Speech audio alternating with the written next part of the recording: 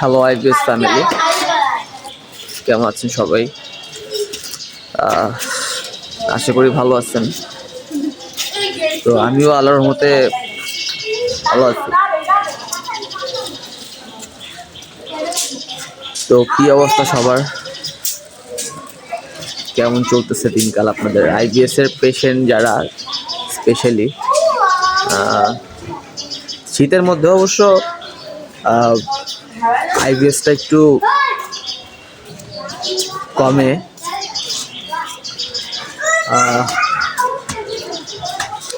আর যারা হচ্ছে আমার সাথে কন্ট্যাক্ট করতেছেন বা কন্ট্যাক্ট করছেন বা আমার সাথে আছেন, তারা আমাকে জানাবেন যে কী অবস্থা, কেমন কী হয়।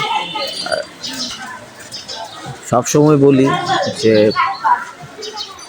আইবিএস হচ্ছে একটা ডিসঅর্ডার, এবং এই ডিসঅর্ডারটা হচ্ছে 60-70% হচ্ছে সাইকোলজিক্যাল, বাকি হয়তো 30-40% হচ্ছে আপনার স্টোমাকের প্রবলেম। আর ব্যাপারটা হচ্ছে কি, মানে যখন স্টোমাকে ফ্লোরা কমে যায়, গাট ফ্লোরা কমে যায়, গুড ব্যাকটেরিয়া কমে যায়, তো এই গুড ব্যাকটেরিয়াগুলোও বাড়ানো প্রয়োজন। কারণ হচ্ছে আইবিএস এর পেশেন্ট যারা, তারা অবশ্য জানেন যে গুড ব্যাকটেরিয়া আইবিএস এর পেশেন্টের থাকে না, কমে যায়, ব্যাড ব্যাকটেরিয়াল ওভারগ্রোথ হয়। আবার কারো কারো ক্ষেত্রে সিবো হয়। সিবোটা হচ্ছে স্মল ইন্টেস্টাইনে ব্যাড ব্যাকটেরিয়া ওভারগ্রোথ হয় আর কি। সিবো, এটা সিবোর মিনিংই হচ্ছে স্মল ইন্টেস্টাইনাল ব্যাকটেরিয়াল ওভারগ্রোথ, মানে আপনার স্মল ইন্টেস্টাইনে ব্যাড ব্যাকটেরিয়াল ওভারগ্রো হয় আর কি। তো এই জন্য সিবো হয়। তো সিবো হইলে রিফাক্সিমিন যেটা, রিফাম্যাক্স যেটা বা রিফাগার যেটা, এটা ডক্টররা 7 দিন বা 14 দিনের জন্য প্রেসক্রাইব করে থাকে। তো এটা এসেনশিয়াল, ভালো এটা।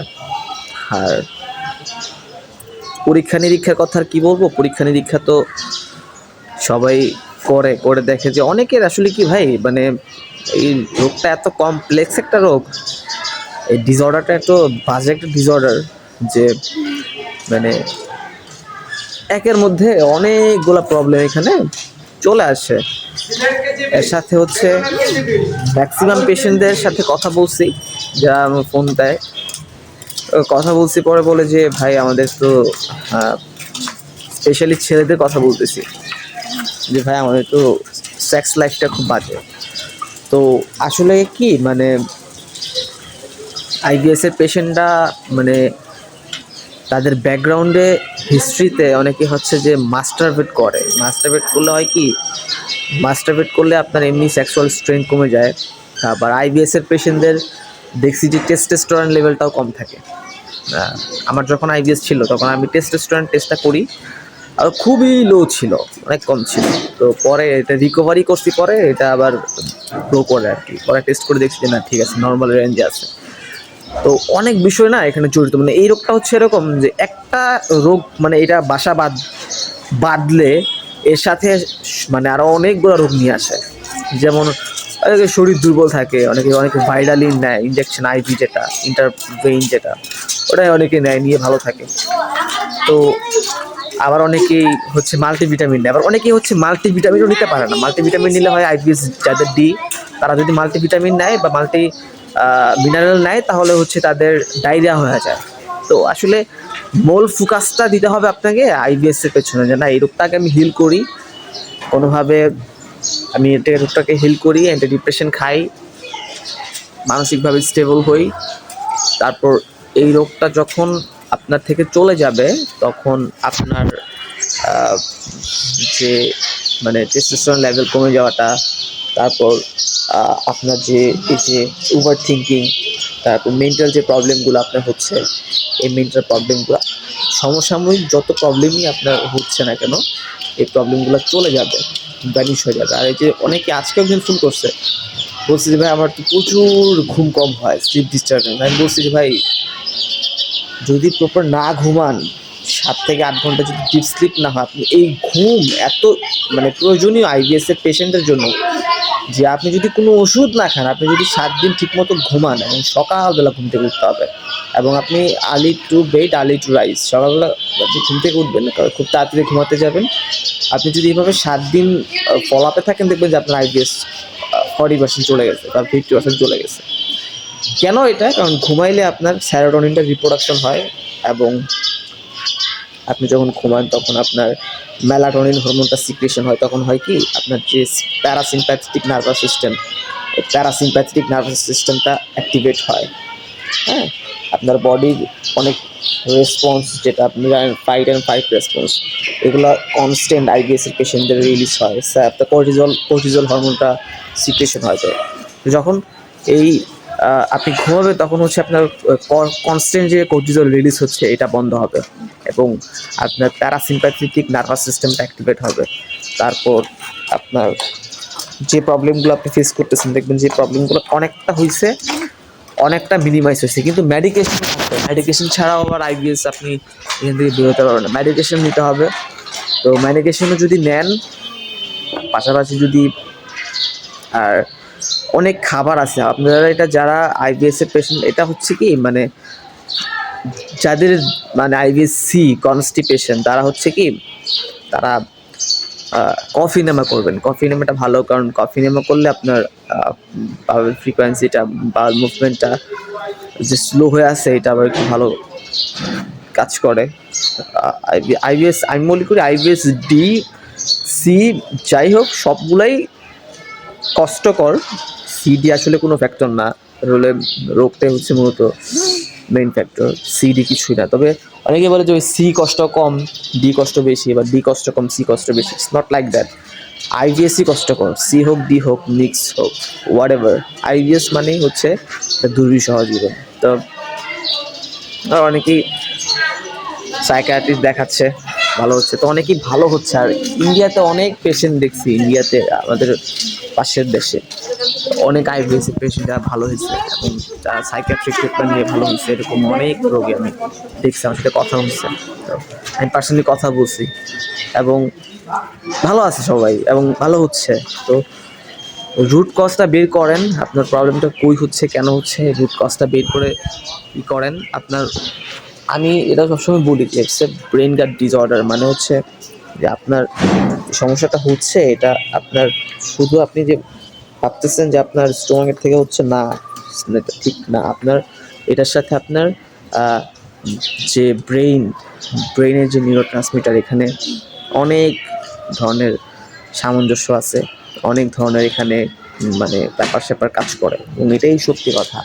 যারা দেখছি, যারা হচ্ছে মানে অনেকে মেবেভিরিন খায়, ট্রাইমেভিরিন খায়, ভিন সাইট্রেট, মানে এগুলো যারা খায় দেখছি, কিন্তু আসলে আলটিমেটলি এগুলা হিল করতে পারে না, আপনার প্রবলেমটাকে মিনিমাইজ করতে পারে না। মিনিমাইজ হলেও বা যতদিন খায় ভালো থাকে, বা আবার না খাইলেই খারাপ। আবার অনেকে হচ্ছে খাইতে খাইতে কাজ করে না, তখন আর মেডিসিনই কাজ করে না। তো এটা এরকম হয় 7-8 বছর। আর একটা কি, অনেক যখন ক্রনিক হয়ে যায় না রোগটা, তখন ওই রোগটা ভালো করতে সময় লাগে। যাদের এখনো মাইনর লেভেলে আছে, তারা এখনো যদি সব টেস্ট করবেন। আমার কথা হচ্ছে যে আপনার আইবিএস থেকে বের হন ভাই। আমার কথা হচ্ছে যে আমি ভিডিও করি, আমার উদ্দেশ্য হচ্ছে আপনার আইবিএস থেকে বের হন। এখন যদি দেখেন যে হ্যাঁ, আপনার যত রিপোর্ট আছে, আপনার এক্সরে থেকে শুরু করে এমআরআই, আপনার স্টুল টেস্ট, ফিকাল ক্যাপলক্সিটি, অ্যান্ডোস্কপি, কোনোস্কপি, থাইরয়েডের টিএসএইচ সব ঠিক আছে, তখন আপনি করবেন কি, বুঝতে হবে যে না, এটা আপনার সাইকোলজিক্যাল ডিসঅর্ডার, তখন আপনাকে সাইকিয়াট্রিস্ট দেখাইতে হবে। আর যদি অন্য কোনো অর্গানিক প্রবলেম খুঁজে পায়, বা যদি আলসার পায়, কারো কারো গ্যাস্ট্রাইটিস হয়, কারো কারো ফিকাল ইনফেকশন হয়, কারো কারো হচ্ছে ইন্টেস্টাইনাল টিবি হয়। অনেকে হচ্ছে, কথা বলছিলাম একজনের সাথে আমি গতকালকে, আর আগের দিন, উনি বললো যে ওনার একটা ইয়েতে ক্যান্সার, মানে ক্যান্সার আছে কিনা, আলসার ধরা পড়ছিল, ওইখান থেকে তারপর টিবি বা ক্যান্সার আছে কিনা টেস্ট করে দেখছে, তারপর দেখছে যে না, ওইখানে নিজের কোনো প্রবলেম নাই, তারপর মেডিসিন নিতে সেরে গেছে। তো তার কিন্তু আইবিএস না, তার কিন্তু আইবিএস হয় না, ওই আলসার থেকে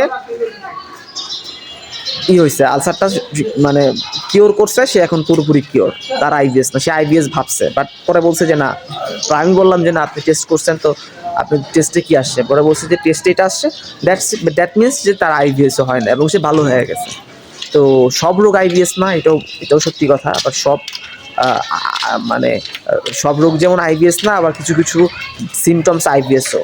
তো এটা ডায়াগনোসিস করবেন, ডক্টর দেখাবেন, সব টেস্ট করবেন, যে কোনো ভালো একজন ডক্টরের পরামর্শ বা একজন ভালো ডক্টরের অধীনস্থ হয়ে থাকবেন, তার সাথে লেগে থাকবেন। তারপর যদি দেখেন যে কোনো কিছু ধরা পড়লো না এবং আপনার মেন্টাল সিমটমস আছে, আপনার মধ্যে ওভার থিঙ্কিং আছে, বুঝতে হবে যে ইটস আপনার সাইকোলজিক্যাল ডিসঅর্ডার। আপনি সাইকোলজিক্যালি ফিট হইতে হবে, যা করার করতে হবে। আর আমার সাথে কন্ট্যাক্ট করবেন, আমি অনেক মানুষের সাথে কথা বলছি, আমার হিউজ এক্সপিরিয়েন্স আছে। তা আপনার সাথে কথা বলতে পারেন, কন্ট্যাক্ট করতে পারেন, এবং আমি যতটুকু পারি ততটুকু হেল্প করবো। আমার আসলে আইবিএস পেশেন্টদের জন্য এটুকু সফট কর্নার কাজ করবেই স্বাভাবিক।